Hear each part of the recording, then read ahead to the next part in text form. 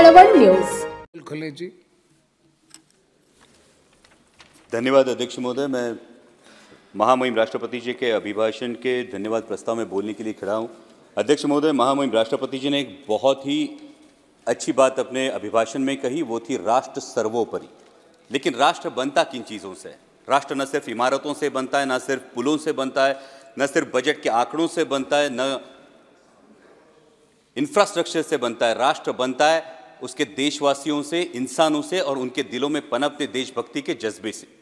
और इन देशवासियों की परिस्थिति क्या है? हर देशवासी चाहता है अध्यक्ष महोदय कि वो एक भयमुक्त वातावरण में अपना जीवन व्यतीत करे, लेकिन मेरे चुनाव क्षेत्र में ऐसी परिस्थिति नहीं है।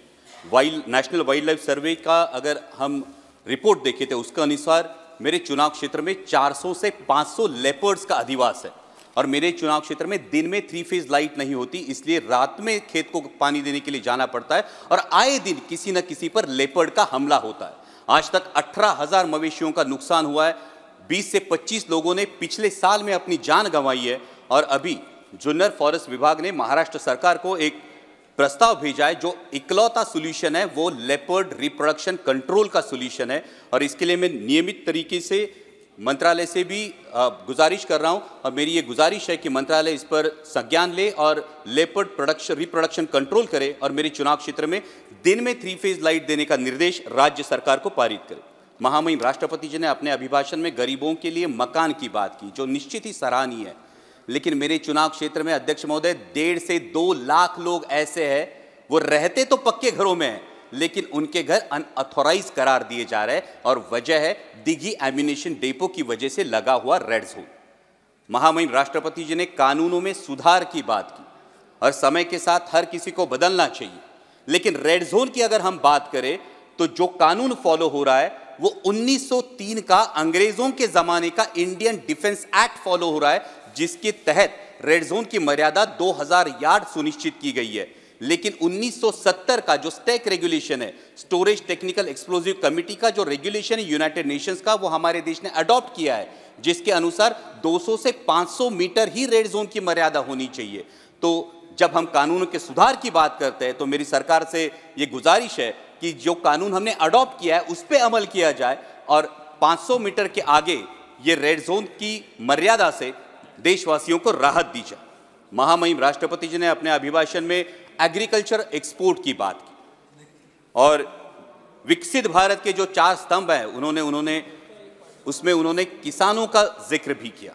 लेकिन वास्तविकता यह है अध्यक्ष महोदय, पिछले 35-40 दिनों से अनियन के एक्सपोर्ट पर पाबंदी लग चुकी है।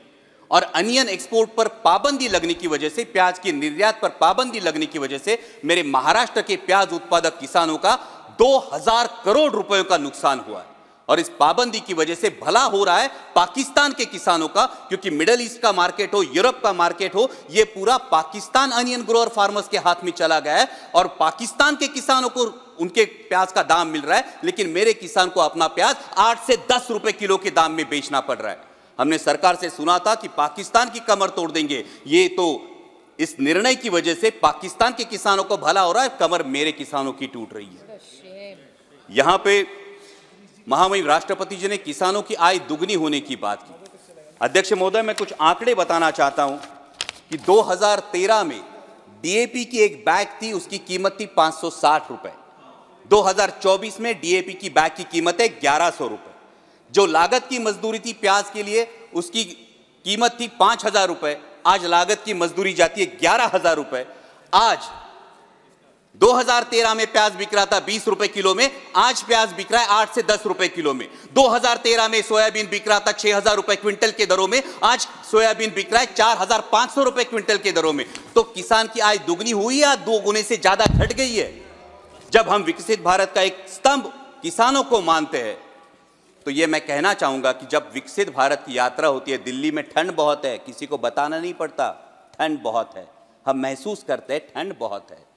तो जब विकसित भारत है तो ये बताना क्यों पड़ता है? मेरा किसान ये महसूस क्यों नहीं कर पाता कि ये विकसित भारत है, मेरी आय दुगनी हुई है? और ये मेरी दरख्वास्त है कि किसानों के बारे में गंभीरता पूर्वक ये विचार किया जाए, क्योंकि अगर उगाने वाला उगाएगा नहीं तो खाने वाला खाएगा क्या, ये सवाल बनता है।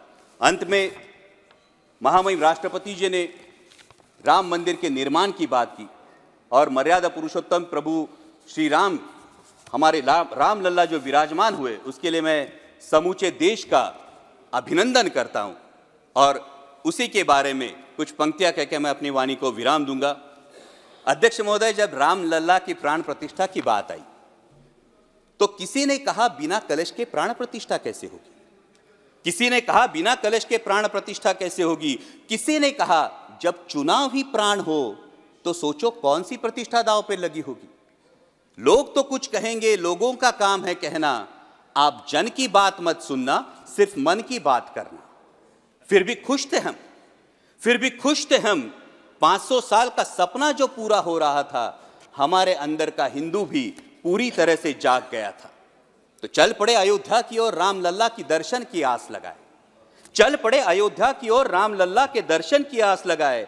जो सामने नजारा देखा वो देखकर दंग रह गए। वो 3 मंजिले, 400 खंबे, 32 सीढ़ियां, जय श्री राम का नारा लगाते हुए हम सीढ़ियां चढ़ने लगे। राम लल्ला से क्या गुहार लगाए ये सोचने लगे। पहली सीढ़ी पर याद आई महंगाई, पहली सीढ़ी पर याद आई महंगाई, दूसरी पर देश में बढ़ती बेरोजगारी, तीसरी पर पत्रकारिता की चरण चुंबकता, चौथी पर सेंट्रल एजेंसीज की संदिग्ध भूमिका। हर सीढ़ी पर कुछ न कुछ याद आ रहा था, हर सीढ़ी पर कुछ न कुछ याद आ रहा था। कहीं 15 लाख का जुमला, कहीं किसानों का आक्रोश था, कहीं महिला कुश्तीगिरों की वेदना थी, कहीं सालाना 2 करोड़ रोजगारों का वादा था, कहीं बढ़ती सांप्रदायिकता थी, तो कहीं चुनिंदा पूंजीपतियों पर मेहरबान हमारी सरकार का चेहरा था। इस वास्तविकता ने झंझोड़ने के बाद, इस वास्तविकता ने झंझोड़ने के बाद भी हम अंधभक्तों की तरह चलते गए। होश तो तब संभाला जब राम लल्ला के दर्शन हुए। हमें नतमस्तक देख राम लल्ला मुस्कुराते हुए बोले, हमें नतमस्तक देख राम लल्ला मुस्कुराते हुए बोले, मैं कल भी था, आज भी हूं, कल भी रहूंगा। जितना इस मंदिर में हूं उतना ही तुम्हारे मन में रहूंगा।